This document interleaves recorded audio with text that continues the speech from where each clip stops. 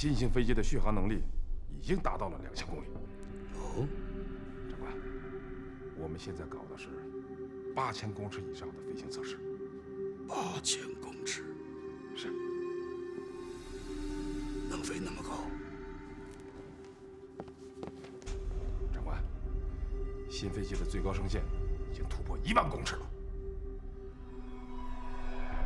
我的天哪！这正是前线官兵所梦想的飞机。这个设计师太了不起了。是。长官，设计师是绝月二郎，一位帝国的天才。只是新机还需要更多的完善，试飞当中出了不少问题，解决这些问题还需要时间。长官，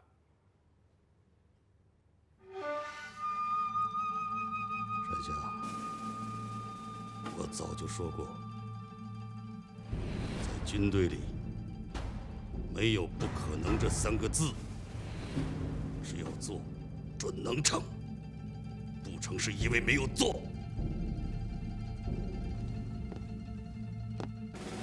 帅下，好好干。前线需要的，就像需要阳光、空气和水分。特别是现在，在直达战场上。刚刚出现的苏-160新轰炸机，我们必须早一天把我们的最新型战机拿过去，去对付它。长官，你放心，我一定努力好好干。有戏。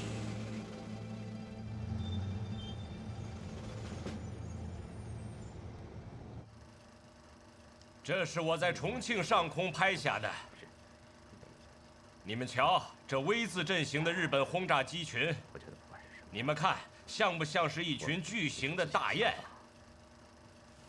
现在注意，他们要变换队形了。这件事我是这样看的。日本人通常在接近轰炸目标的时候，我跟你的观点不一样，会迅速地摆动机翼，准确地呈一字形排开。一连串的动作神速准确，看到了吧？你们看到了吧？天哪，太神奇了！克莱尔，晚餐已经都准备好了，大家快过来吧，跟我来吧。走吧，走吧，走吧。走吧，克莱尔，吃饭了。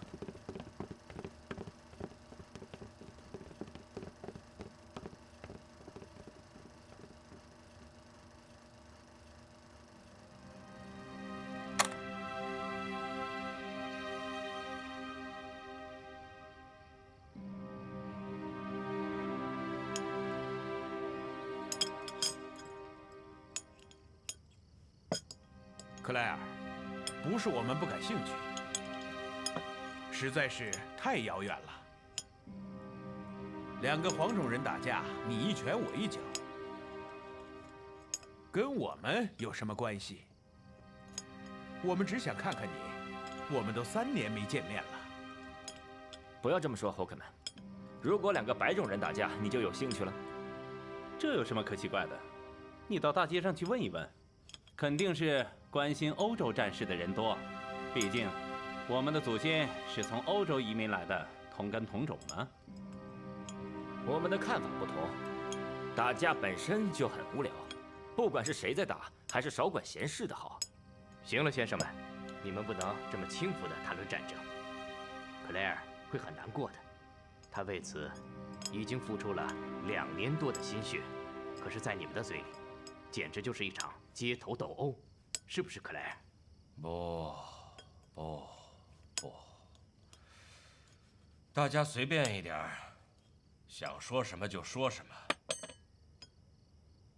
我的家又不是国防部，我提议大家干一杯，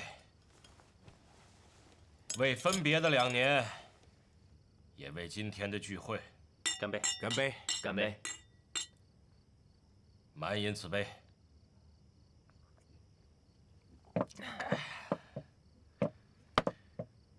再给我倒满。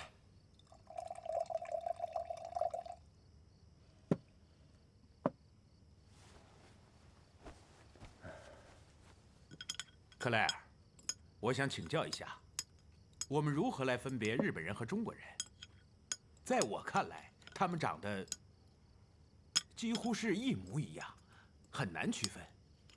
可以看他们的脚，中国人的脚趾都在一起，而日本人的大脚趾与其他的脚趾分开，因为他们常年穿着平底木屐，是不是，克莱尔？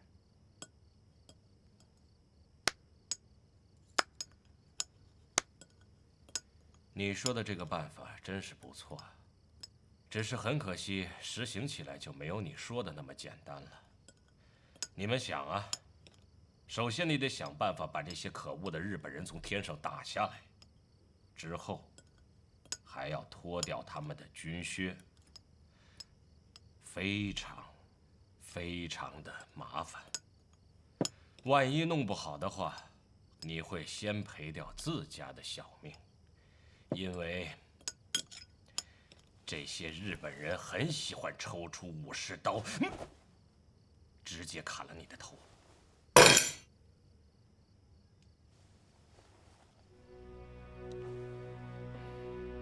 克莱尔，你觉得美国会卷入欧洲的战事吗？我觉得美国应该立刻参战，帮助我们的同盟国一起面对战事。至少在战争还没有打到美国的海岸之前，这不仅仅是道义上的，而且应该是个常识。同样的道理，美国还应该全力帮助中国，因为帮助中国，实际上也是在帮助我们自己。根据我这2年在中国的感受，日本人其实又蠢又笨，没脑子，但是他们迟早会在太平洋发动战争。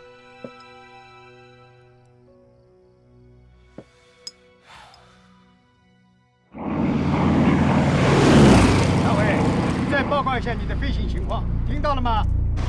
副油箱无法脱掉，电联装置好像不起作用。别管副油箱，继续爬高，到达8000米以上。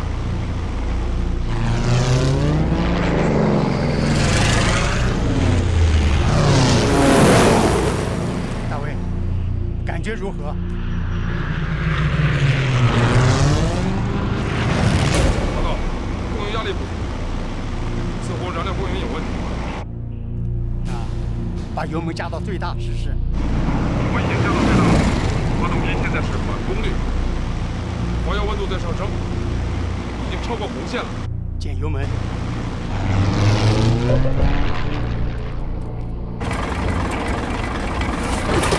发动机停车，飞机失去动力，操控很困难。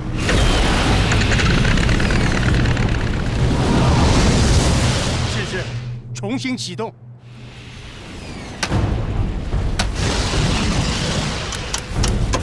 再次启动失败。高度下降很厉害。6000、4500、3900。天哪，他在坠落！你现在失去高度，跳伞吧，跳伞！不要，我再试一次。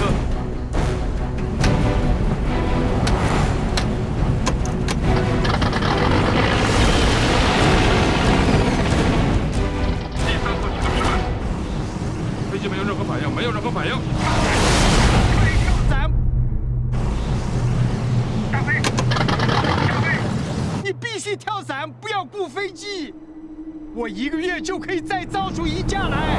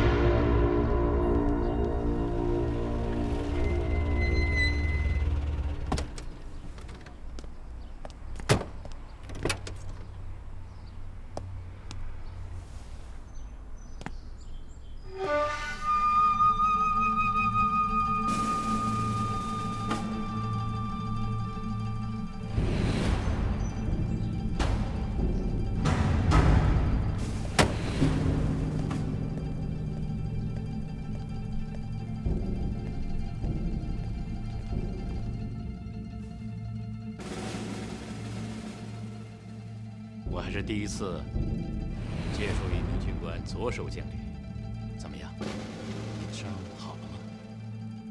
部长阁下，一切都好。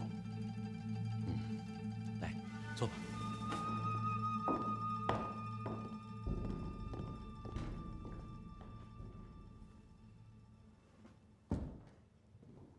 看了你的报告，我不明白，你为什么还要到汉口去？你在那里丢掉的一只胳膊，是不是还想找回来？部长阁下，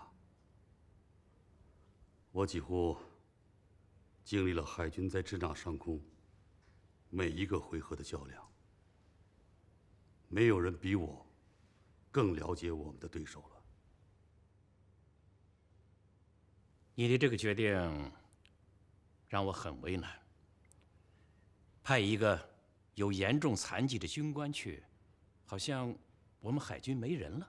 部长阁下，请理解我。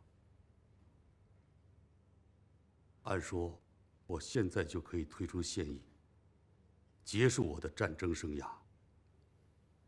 可是，作为一名军人，我不甘心。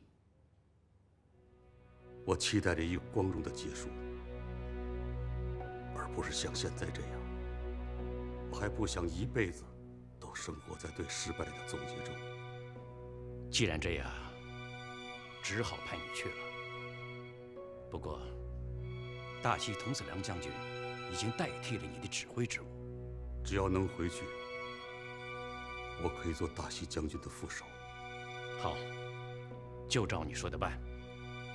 你的任命书几天以后下发，至于你何时到任，看你身体的情况而定。谢谢。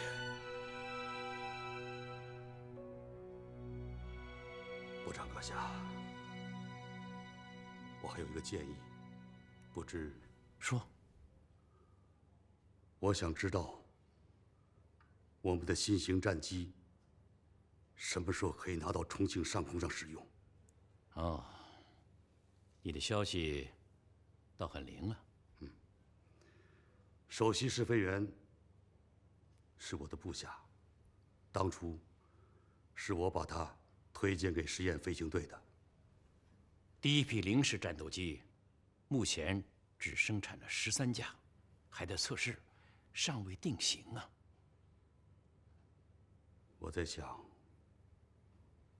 能不能把测试搬到支那去，直接在战斗飞行中完成测试。部长阁下，我们在重庆上空必须要有压倒性的技术优势。尽管这样做会有很大的风险，但是我了解我们的试飞员，他们完全具备了创造奇迹的勇气和能力。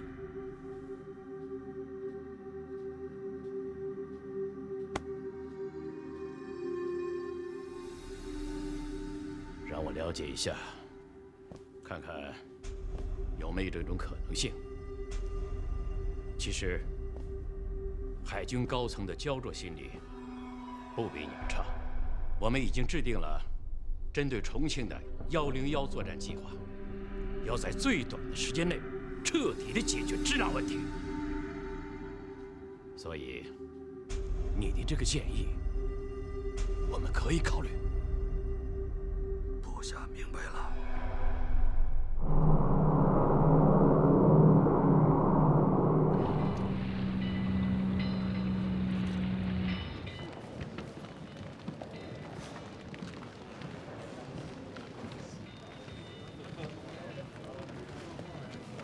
哎，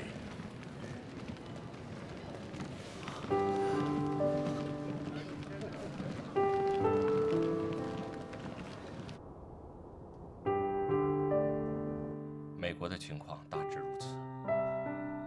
很抱歉没能带回什么令人鼓舞的消息。克莱尔，我们不必临渊沐雨。我早就说过了，中国人的事情在于中国人自己。有外援当然好，可是没有外援，也不是世界末日。你回重庆以后就会看到，经过一个无际的整修，这座城市又重现了生机，人们顽强地开始了自己新的战士生活。正所谓野火烧不尽，春风吹又生。空军也是一样，尽管飞机紧缺，飞行员紧缺，可是我们尚能恢复战斗值班。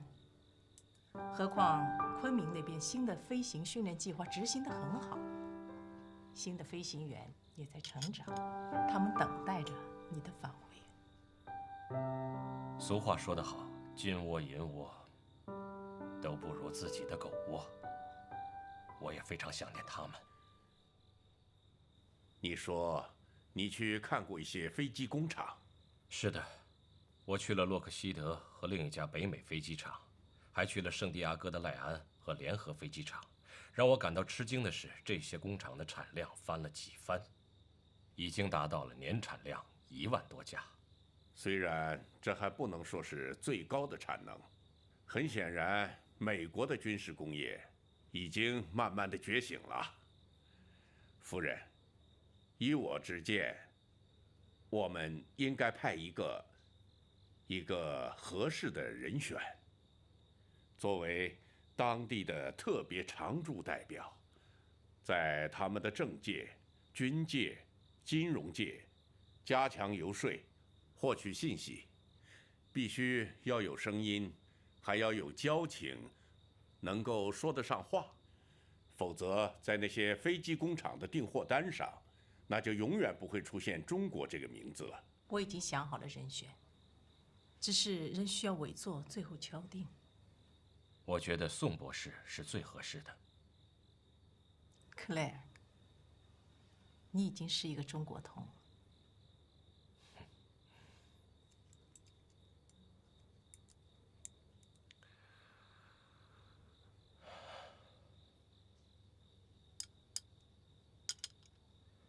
夫人，请您谅解，我还有训练任务。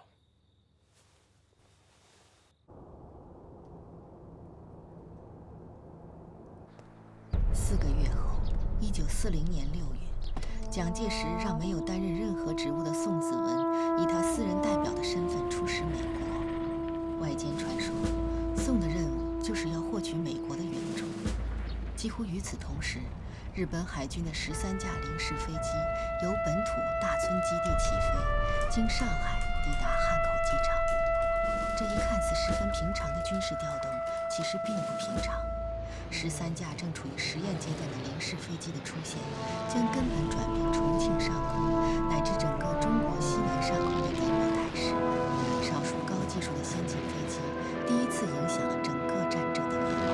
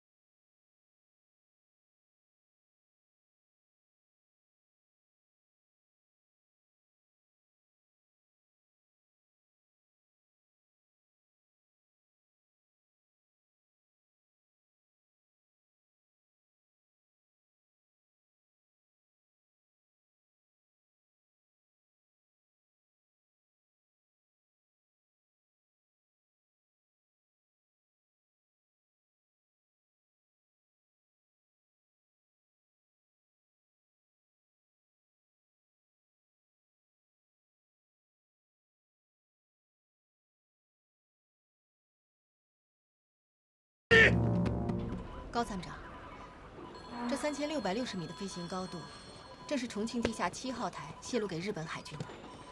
日军飞机从此飞临重庆上空的高度，都在3660米以上。这3660米是什么指标？我军高射炮的射程为3050米，3660米就是要避开高炮火力。太可恶了！你怎么想的？我想见见这个7号台的报员，如果可能，我们可以反向利用它，向日军提供假的情报，以此来夺回损失。主意不错。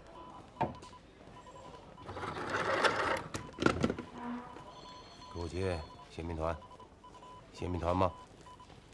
我是防空司令部的高云天。你们3天前抓获的那个7号报务员，麻烦你们给我送过来。什么？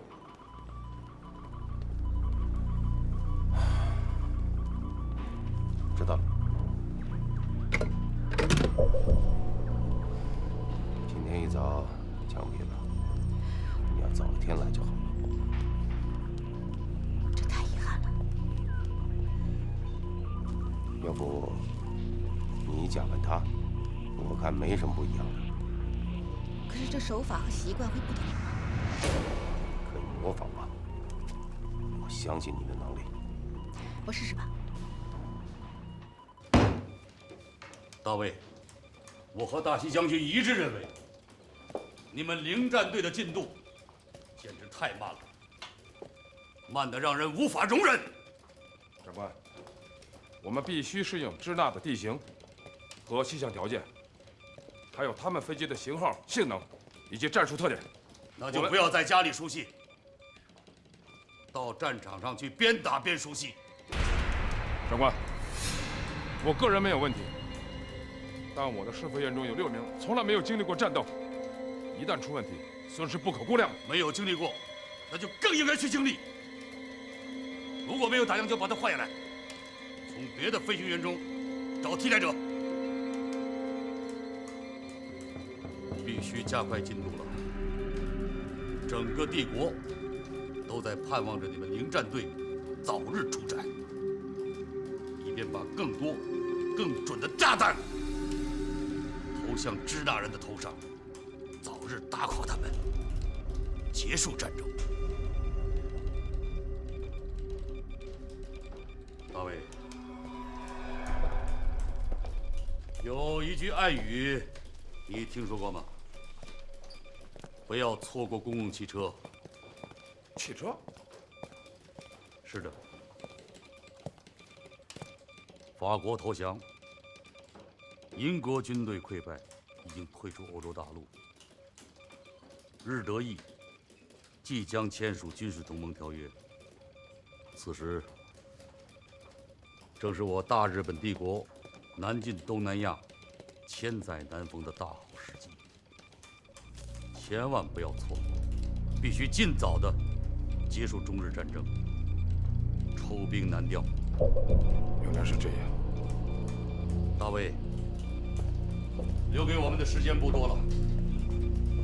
零战队今天必须参加宜昌的空中巡逻，边打边熟悉环境。嗨！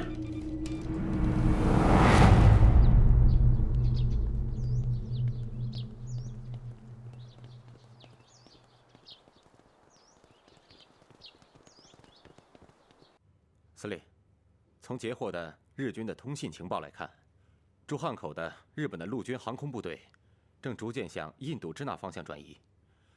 从这一点可以判断，日本自5月中旬以来的101作战计划已经接近尾声。可以这么说，我们的部队已经顶住了敌人的这一波攻击。如果要是这样的话，他们的联合攻击部队可就只剩下海军了。是的。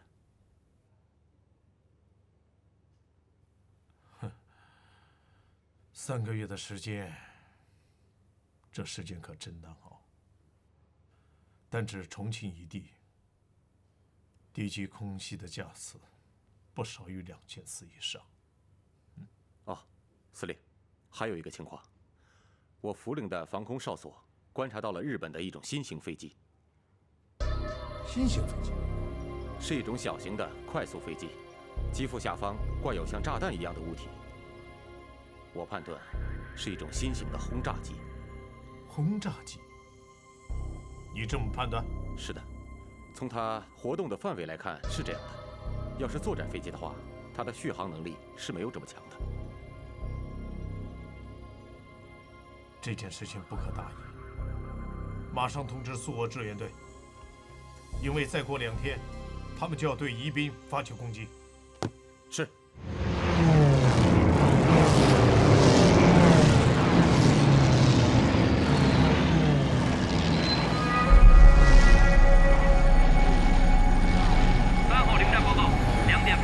发现9架167正在向宜昌方向飞去。好的，不用上方，补充向他们攻击。啊！怎么回事？成都来电，志愿队9架167新飞机在轰炸宜昌途中遭遇不明日机攻击，4架167新中途坠毁。不明日机。苏军飞行员说。通常日军很难追上167，而这次日机可以在后方来回变换位置而不被甩掉，而且此型日机装有20毫米的机关炮，杀伤力巨大。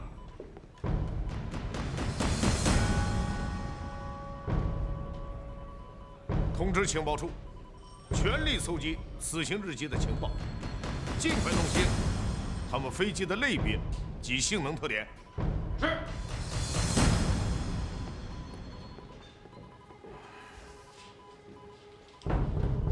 邪门的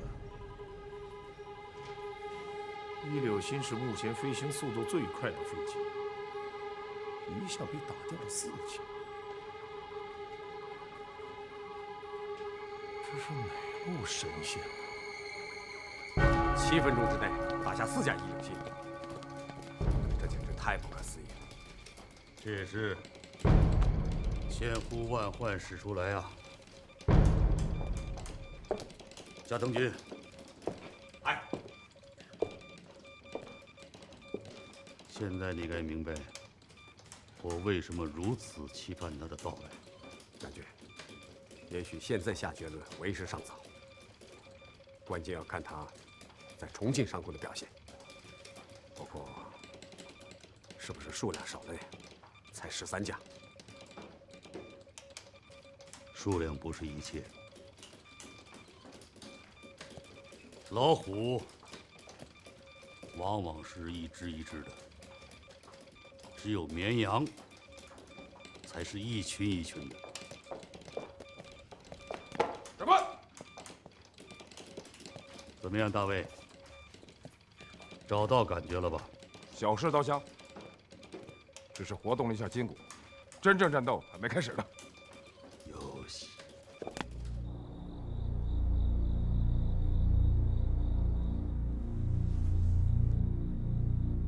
诸位，我查过了咱们所掌握的所有的日军的编制序列和部队番号，这个零战队从来就没有过。不过，如果和最近频繁出现的不明日机联系起来，哎，倒是有一种解释，那就是说，一支配备了新型飞机的日军的战斗单位进驻了汉口。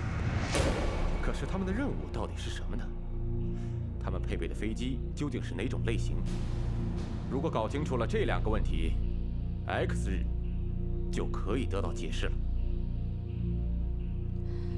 这份密电有2个关键的词让人费解，而且都是陌生的代号，一个是零战队，一个是 X 日。这零战队难道是一个新型的战斗单位？是海军的还是陆军的呢 ？X 日，它指的又是什么日子呢？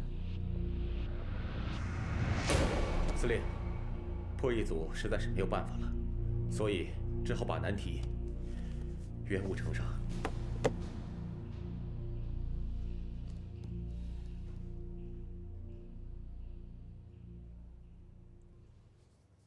这个 X 日，实际就是轰炸日。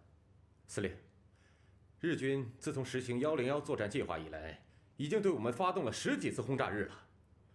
可是为什么偏偏这个轰炸日要以 X 日来冠名呢？那它的特殊性在哪儿呢？而且为什么如此保密？第一，敌人可能要使用一种新型武器。所谓新型武器，无非就是包括新型飞机和新型炸弹。第二，敌人可能要扩大它的轰炸规模。第三，敌人直接针对我的特殊目标。无非也就这3点。有道理。可是如此一来，那范围就太大了。要是进行针对性的防范，恐怕有难度。有困难也要防啊！因为这件事情要尽快的通知防空司令部高云天，让他也有个精神准备。另外，我们的防空预警网也要提高警惕。今后，一要准确的报出飞机的数量，二要准确的报出类别、型号。尤其是针对那些已经神秘出现的不明日机。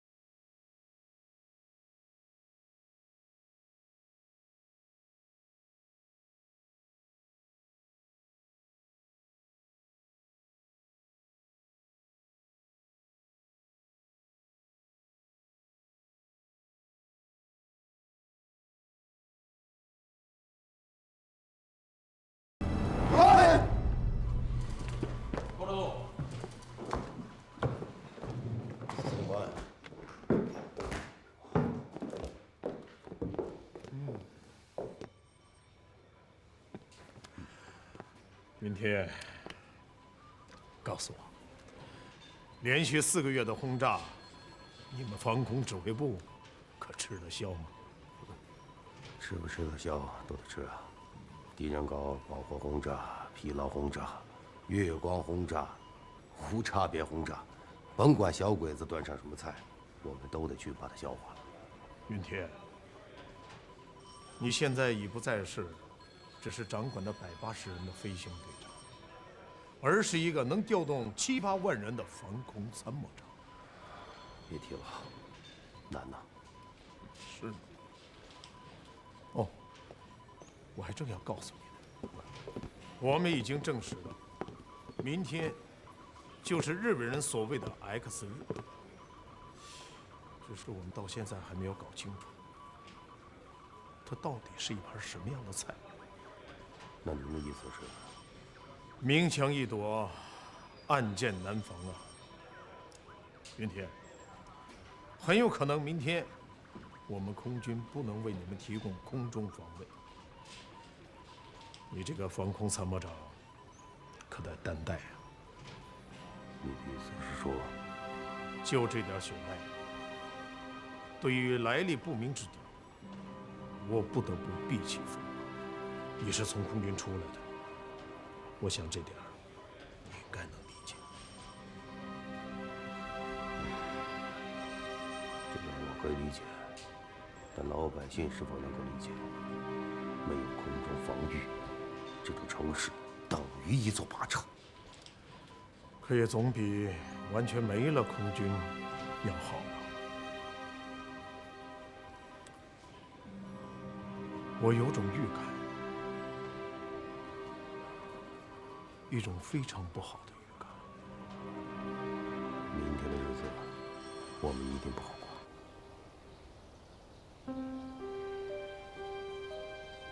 你看这一片片的油菜花，开得正盛呢，怎么没见到蜜蜂采蜜啊？这你就不懂了吧？鬼子的飞机把蜜蜂的蜂巢都炸了，哪还顾得上采蜜？蜜蜂都懂得趋利避害的道理，你们更要服从前旨的调度。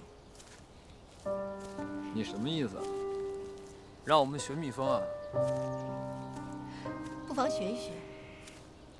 昆虫对危险的敏感度比人类厉害。我要是蜜蜂，第一个就采你这样的蜜。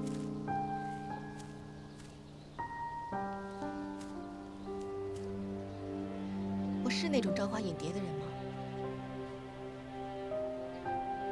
你可比花危险多了。哎，上次在南京的旅馆，你说我不清楚你是什么样的人。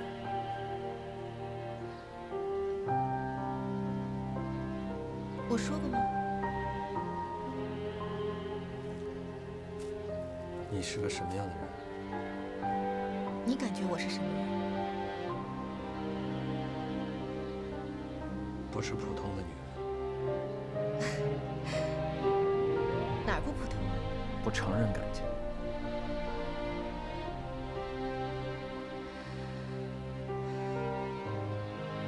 何以见得？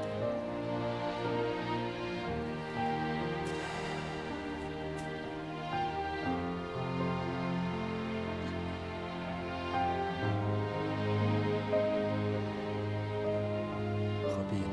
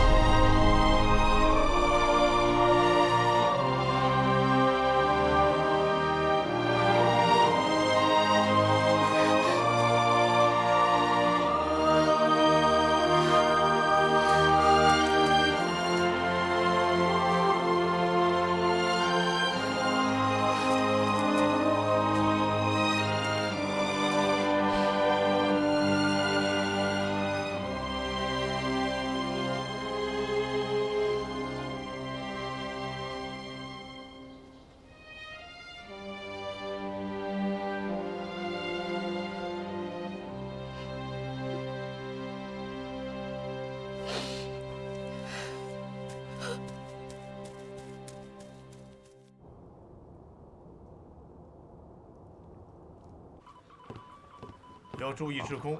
对，这一大队，讲。 4批共143架敌机正向重庆飞来，第一批已经越过了彭水。好，别胡子眉毛一块报。143架都是什么类别、什么机型？防空监测哨报告没有提。他不提，你就不会去问吗？啊，要弄清楚，越快越好。是。来，你们看这儿，